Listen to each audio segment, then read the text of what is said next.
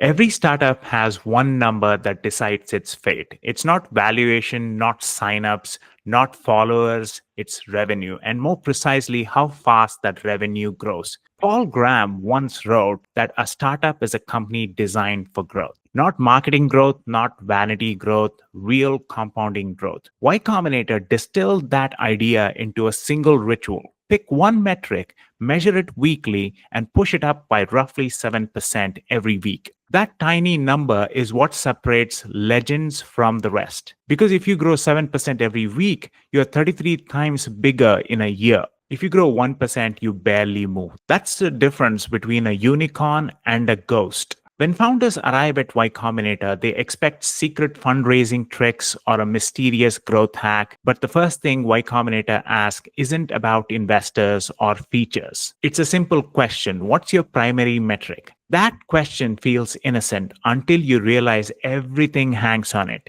Each week, founders sit in a small group, announce that number, and report what it was last week, what it is now, what they did to move it. If it hasn't moved, you cannot hide behind pitch decks or excuses. Either your idea is wrong or your execution is. This discipline forces a startup to become a scientific experiment. Every week is a new data point. No fluff, no storytelling, just growth or stagnation. The reason YC insists that metric be revenue is because revenue is truth. Revenue means someone values what you built enough to part with money. Revenue exposes whether you're solving a problem or just collecting clicks. Graham's essay, Startup is equal to growth, makes the same point. The only essential thing is growth. Everything else we associate with startups follows from it. Growth isn't decoration, it's survival. Here's where most founders go wrong. They drown in vanity metrics like website visits, signups, followers, likes.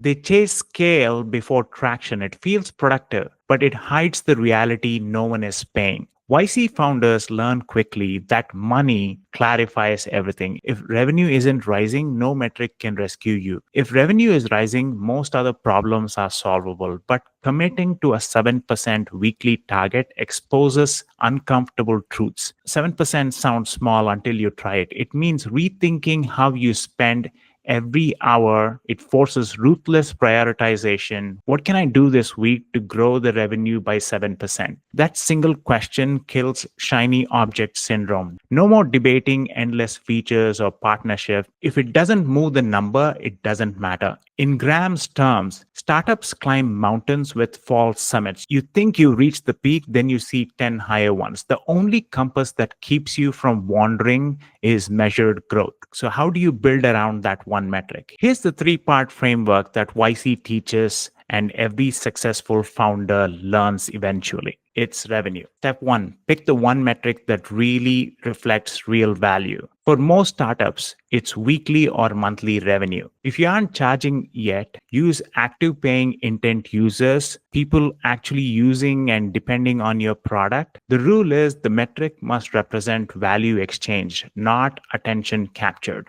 Once you've chosen it, treat it like oxygen. Every idea, meeting, or experiment must answer one question. Does this increase our primary metric, that is revenue? This simplicity liberates the team. It replaces confusion with clarity. When you know the score, you know how to play. Step two, commit to 7% weekly growth. Paul Graham's math is humbling. At 7% per week, your revenue multiplies to 33 times in a year. At 1%, it barely doubles. Humans are terrible at intuition about compounding. So YC makes it concrete. You report that number every week. Early on, if you have 100 customers, 7% means 7 new ones. Manageable. A company that grows at 1% a week will grow at 1.7 times a year, whereas a company that grows at 5% a week will grow 12.6 times a year.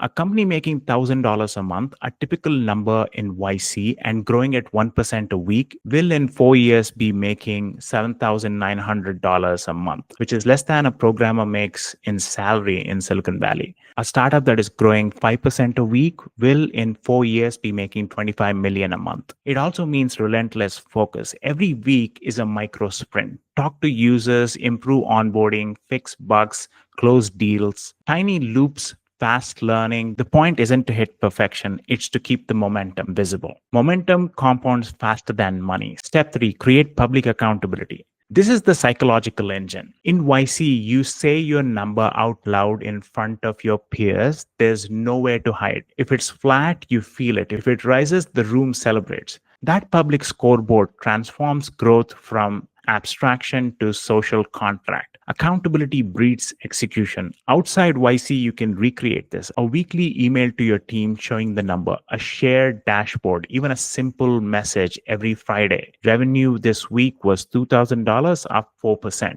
Transparency forces honesty, and honesty accelerates correction because you face the facts before market does. When you reduce a startup to a single metric, something beautiful happens. Complexity collapses into focus. You stop confusing motion with progress. You stop polishing instead of selling. You start asking the only question that matters. Did we grow? That's why YC culture works. Every ritual, office hours, group dinners, demo day revolves around growth. It's not just a number, it's a mirror. It tells you if the world truly wants what you're making. And when you start to grow consistently, you unlock the real compounding effect, not just in revenue, but in learning. Each week's gain teaches you why it happened. That insight compounds into better experiments, faster loops, and a stronger company. Paul Graham ends his essay with a warning. If you're growing, you're alive. If you're not, you're not. So pick your number, make it revenue, target 7% weekly growth, share it publicly, measure it with honesty. It feels small at first, but that's the magic. Compounding hides in small increments. A few good weeks become a few good months. A few good months become a company people can't ignore. Because in the end, every great startup story reduces to a graph, and every legendary graph starts with one line that bends upwards, week after week, exactly 7% at a time.